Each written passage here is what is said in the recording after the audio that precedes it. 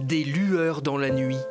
Entre les ceps de vigne, ces touristes cheminent en grappe à la découverte d'un vin d'exception du Saumurois.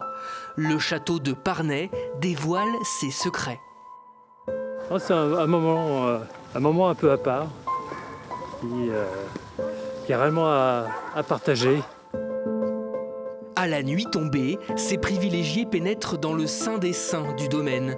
Le clos d'entre les murs, une parcelle d'1 demi-hectare unique au monde. Les ceps de vigne sont plantés entre les 11 murs de tuffeau.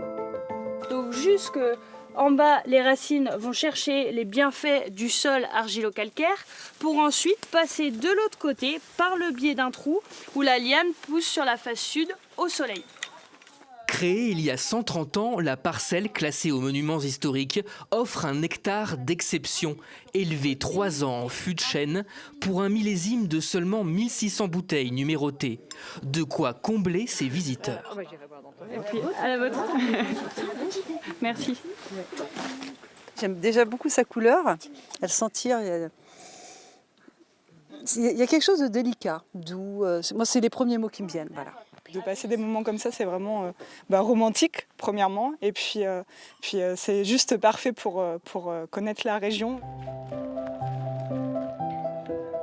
Dans la roche du château de Parnay sont creusées ces caves troglodytiques où se trouve le chai historique de l'ancien propriétaire, Antoine Cristal. Au XIXe siècle, cet ami de Georges Clemenceau révolutionne la culture de la vigne. Georges Clemenceau lui a permis d'avoir une notoriété et de commencer à avoir toutes les cuvées sur les grandes tables parisiennes. Toute l'équipe du château de Parnay voulait avoir une idée originale et traditionnelle à la fois avec le flambeau.